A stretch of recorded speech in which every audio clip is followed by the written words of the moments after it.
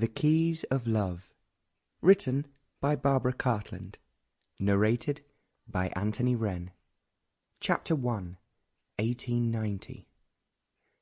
Henrietta Radford stifled the urge to yawn. Straight above the head of Count Mastrovic, who was kneeling passionately in front of her, she could see her reflection in the mirror across the room. An 18-year-old girl, with long blonde tresses and sea-green eyes, in a grey dress and pretty red boots. She gave a start as the Count suddenly grasped her hand and dragged it to his fervid lips. His minute kisses made her think of mosquito bites, and she disengaged her hand with a barely disguised flinch. The Count looked at her questioningly. "You do not like me?" Henrietta swallowed. There was nothing at all particularly wrong with the Count, but there was nothing particularly right either. His jowls quivered when he became heated, and his hands were large and ungainly, and the colour of smoked ham.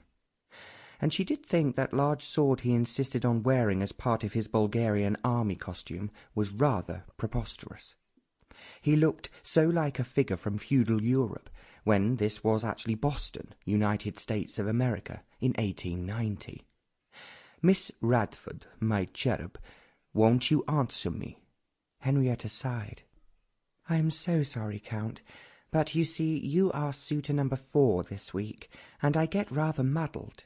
The Count bridled. "There are others?" "Oh, yes," replied Henrietta mournfully. "Many." The Count rose majestically. "Then I salute you and withdraw. When a young lady does not see the virtue of a Bulgarian, she is blind." The Count bowed, clicked his heels, and was gone. Henrietta had been living in America for 2.5 years, but it was only in the last months that she had been able to purchase some superb items for her wardrobe. She gave another sigh and leaned back in her chair. Despite the pleasure of such luxuries as handmade boots, she had grown tired of life in Boston. She missed England and her home there, Lushwood Manor, even though she and father had left it under very sad circumstances. Lushwood had once been a beacon for elegance and gaiety. Many lavish balls were held there when old Lord Radford, Henrietta's grandfather, was alive. She recalled creeping out of the nursery in order to gaze down through the banisters of the great stairway at the guests arriving.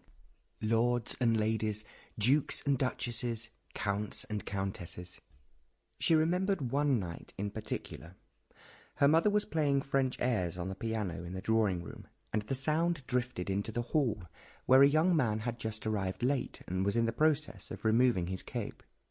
He was very tall, with raven-black hair and a strong profile. He looked every inch a prince out of a storybook. Catching sight of the little girl peering breathlessly down at him, the young man gave a conspiratorial wink. "What, are you not dancing this evening?" he asked mischievously. Henrietta shook her head.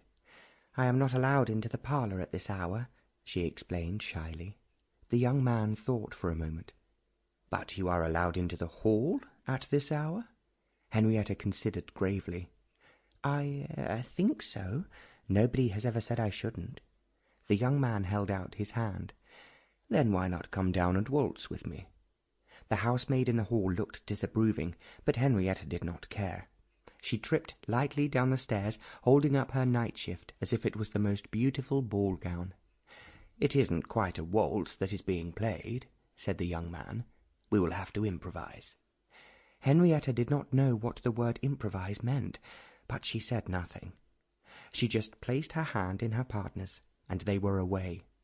The housemaid watched with pursed lips, throwing anxious glances at her, but she did not notice. She felt like a feather, drifting here and there over the floor. So this was what it was like to be a grown-up. When the dance finished, the young man bowed. "Thank you, Miss Radford. I presume you are Miss Radford, and not some changeling?" Henrietta, unsure of changeling, but being certain of who she was, nodded proudly.